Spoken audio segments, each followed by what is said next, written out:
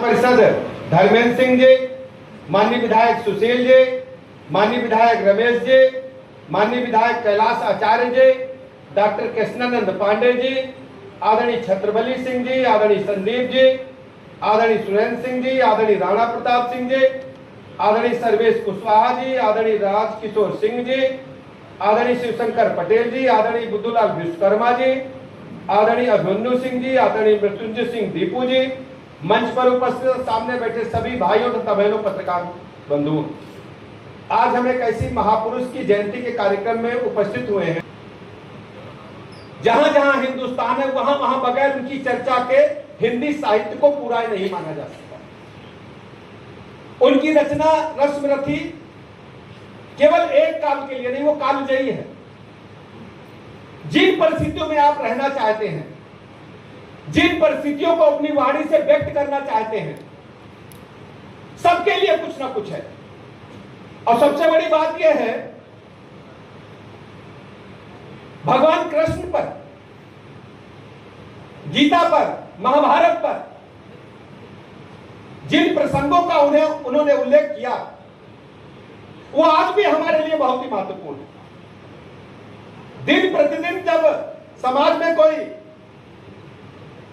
अचानक व्यक्ति सामाजिक क्रियाकलापों के विरुद्ध काम करता है, तो रस्मरथी की चर्चा अचानक आ जाती है। जब कहीं युद्ध की घोषणा होती है, जब किसी को परास्त करने के लिए भुजाओं में तलवार उठा करके अर्घ के मस्तक को काटना पड़ता है, जैसा कि ऑपरेशन सिंदूर में आपने देखा, तब रस्मरथी की लाइनें अपने आप मन की ताकत को बढ़ाने का काम करती हैं।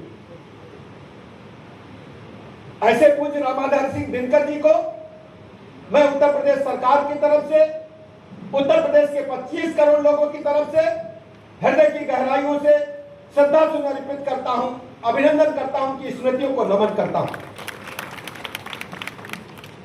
हम सब जानते हैं रामाधार सिंह दिनकर जी आजादी की लड़ाई में कितना बड़ा योगदान रहा है। जब देश में इमरजेंसी लगी, उसको हटाने में कितना बड़ा योगदान रहा है। आजादी के दीवाने, लोकतंत्र के दीवाने उनकी लाइनों को गुनगुना करके ही आगे बढ़ते थे। कुछ लाइनें हमारे पास बहुत ही महत्वपूर्ण हैं, उनकी चर्चा अभी आदरणीय महेंद्र जी भाई साहब ने और हमारे मृत्युंजय जी ने की, जो इस कार्यक्रम को लगातार आगे बढ़ा रहे हैं। और महेंद्र जी भाई साहब ने बताया कि मृत्युंजय केवल साहित्यिक कार्यक्रमों में रुचि नहीं लेते, समाज के विभिन्न कार्यक्रमों में, समाज सेवा में दिन रात लगे रहते हैं। मैं मृत्युंजय जी का इस मंच के माध्यम से अभिनंदन करता हूं और महेंद्र जी भाई साहब का आभार प्रकट करता हूं कि उन्होंने मुझे इतने महत्वपूर्ण कार्यक्रम में बुला करके आप सबसे मिलने मिलाने का अवसर दिया। एक वाक्य में रामाधार सिंह दिनकर जी लिखते हैं, विपत्ति में धैर्य और वीरता सच है, विपत्ति जब आती है कायर को ही दहलाती है। सूरमा नहीं विचलित होते, क्षण एक नहीं धीरज खोते। ये आत्मविश्वास भरने के लिए पूज्य रामाधार सिंह दिनकर जी ने लिखा। और जब कृष्ण और कर्ण का संवाद होता है, कर्ण को किस ढंग से कवच कुंडल भगवान लेते हैं युद्ध को सही रास्ते पर लाने के लिए, तो आगे क्या बोलते हैं, देवराज छल छद्म स्वार्थ कुछ भी न साथ लाया हूं, मैं केवल आदर्श एक उनका बनने आया हूं, जिन्हें नहीं अवलंब दूसरा छोड़ बाहु के बल को, धर्म छोड़ भजते न कभी जो किसी लोभ से छल को। आगे कर्ण कहते हैं, जाति पाति और स्वपरिचय कर्ण किस बात देते हैं, पूछो मेरी जाति शक्ति हो तो मेरे भुजबल से, रवि समाज दीप्ति ललाट से और कवच कुंडल से, पढ़ो उसे जो झलक रहा है मुझ में तेज प्रकाश, मेरे रोम रोम में अंकित है मेरा इतिहास।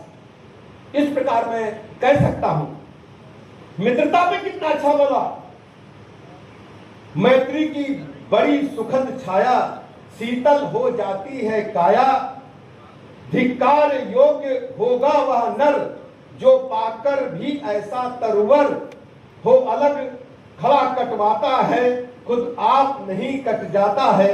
इस प्रकार मित्रता को दिनकर जी ने समाज के विभिन्न साहित्यिक कार्यक्रमों में आज भी जिनकी चर्चा होती है, कुछ की चर्चा मृत्युंजय जी ने की, कुछ की चर्चा आदरणीय महेंद्र जी भाई साहब ने की।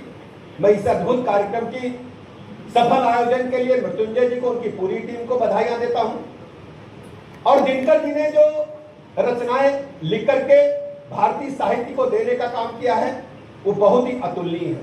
मैं देर तक रुकने वाला था, लेकिन हमारे जो चालक महोदय उन्होंने बताया कि मौसम खराब है, कहीं अधिक बादल हो गए हैं, तो इसलिए उनको पूर्व सूचना रहती है मौसम विभाग के माध्यम से। तो उन्होंने हमको बार बार उनका फोन कॉल आ रहा, वही मैं देखता था फोन में। तो मैं कार्यक्रम की सफलता के लिए आपको शुभकामनाएं देता हूं। मृत्युंजय जी को, आदरणीय महेंद्र जी भाई साहब का बहुत बहुत आभार प्रकट करता हूं और मैं फिर आपके बीच में शीघ्र उपस्थित होऊंगा। बहुत बहुत धन्यवाद।